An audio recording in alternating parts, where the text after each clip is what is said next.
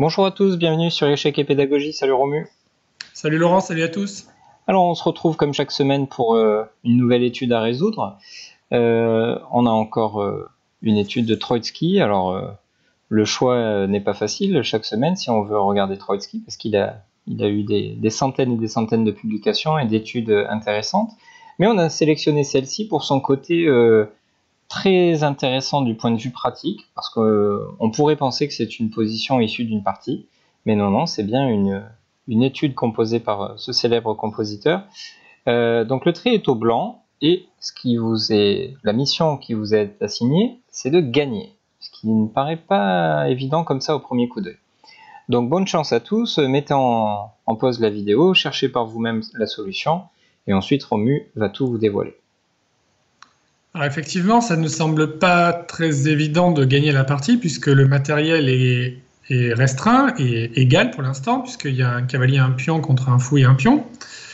Mais en revanche, on voit que les blancs ont un net avantage d'espace, notamment leur roi qui est déjà en G5, donc qui est très avancé dans le camp noir, qui met une pression sur le pion F5 et qui donc prend pas mal d'espace.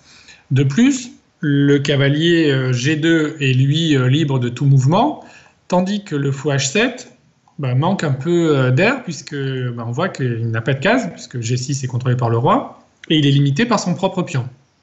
Donc, le seul espoir pour les blancs de gagner cette partie, c'est évidemment d'empêcher la libération de ce fou.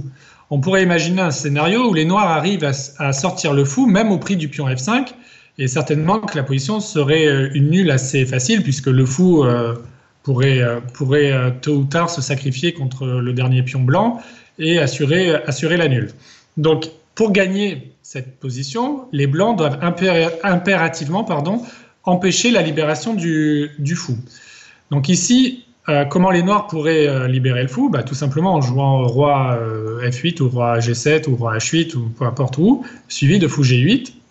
Et ensuite, ouvrir la fenêtre du fou qui pourrait de nouveau respirer. Donc il faut empêcher cela. Donc le premier coup, il est assez évident, une fois qu'on a dit ça, c'est roi H6. Donc qu'est-ce que fait roi H6 ? Ça garde le contact du fou H7 et ça contraint le roi noir à défendre le fou. Donc le coup noir est forcé, roi H8. Mais là, attention, les noirs menacent fou G8, qui remplirait leur mission et donc qui libérait le fou. Donc seulement, il faut avoir noté un petit détail avec les blancs, c'est que si les noirs jouent fou G8, on voit que le roi noir est coincé dans le coin et n'a plus de case. Et si, par miracle, le cavalier arrivait sur la case G6, ce serait mat. Donc le but du jeu pour les blancs va être donc de toujours avoir à portée de tir la case G6 pour le cavalier, de façon à empêcher le coup fou G8. Donc quel est le coup qui permet cela ? Bien sûr, cavalier H4. Donc après cavalier H4, les noirs ne peuvent pas bouger leur fou, on vient de le dire, puisque fou G8, cavalier G6, échec et mat. Donc le roi est obligé de jouer en G8, et ça nous permet de gagner un tempo. Pourquoi ? Le roi en G8 est assez mal placé, puisqu'il prend justement la case par laquelle le fou rêvait de s'échapper. Donc, quelle va être maintenant l'idée des blancs ? On se dit, ok, bon, c'est bien beau tout ça, mais si les noirs vont attendre en jouant roi G8, roi H8, roi G8, roi H8, comment on va gagner ? Évidemment, si les noirs sont capables de jouer toujours roi G8, roi H8, roi G8, roi H8, on ne va jamais gagner. Donc le but va être de garder à distance de tir la case G6, donc la fameuse, pour éviter qu'à un moment le fou s'échappe par G8, et comme ça on pourra faire cavalier G6 mat. Mais si on pouvait par la même occasion contrôler la case G8 pour éviter que le roi s'y rende, alors le roi serait pâté, et le fou donc serait obligé de jouer en G8, et là on pourrait faire cavalier G6.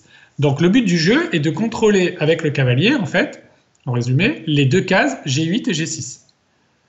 Quelle est la case qui permet cela ? C'est la case E7.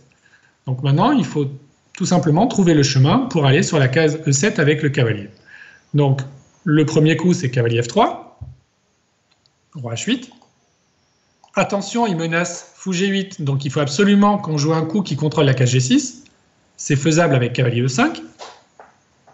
Seul coup, roi G8.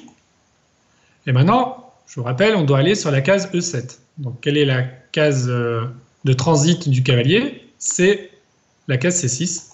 Alors, il y avait aussi une autre solution avec cavalier D7, mais bon, c'est cavalier D7 et après cavalier F8, de façon à attaquer le fou. Donc ça, c'est un autre raisonnement. On attaque le fou, et si le fou bouge, on fait cavalier G6. Ça, c'est une autre solution, mais je la trouve moins mécanique que celle qu'on a énoncée. Donc après cavalier C6, roi H8, et maintenant on joue cavalier E7. On a pâté le roi, toujours en contrôlant la case G6. Et donc maintenant, fou G8 est le seul coup pour essayer de libérer le fou, mais malheureusement, ça lâche le contrôle de la case G6 et on termine par un joli cavalier G6 mat. Ouais, vraiment une illustration parfaite de ce qu'on appelle la restriction, hein, qui était l'une des stratégies préférées, par exemple, de champions du monde comme Petrosian ou Karpov, plus près de nous. Et on voit cette idée de la restriction et du fait de vraiment bloquer les pièces de l'adversaire, mise en lumière avec un matériel très très réduit. Un petit peu comme dans l'étude de la semaine dernière, là aussi de Trotsky, on voit à quel point le cavalier peut être agile et peut faire des miracles lorsqu'il est en coordination avec le roi. On sait qu'avec la dame ça fait beaucoup de dégâts, mais avec le roi ça peut aussi le faire, notamment lorsque le roi de l'adversaire se retrouve bloqué. Donc le mécanisme, là ce qui est très important, au-delà du fait que c'est très joli, le mécanisme de réflexion que tu nous as expliqué, avec notamment le contrôle de la case G6 au bon moment et ainsi de suite, est vraiment très instructif, parce que même si on n'aura peut-être jamais exactement cette situation-là, le fait de savoir comment utiliser le cavalier pour dominer le fou et être dans le bon timing, ça peut être très très utile en pratique. Donc n'hésitez pas à revoir cette solution et les explications de Romu. Il est à peu près certain que ça vous servira un jour ou l'autre pour vos propres finales.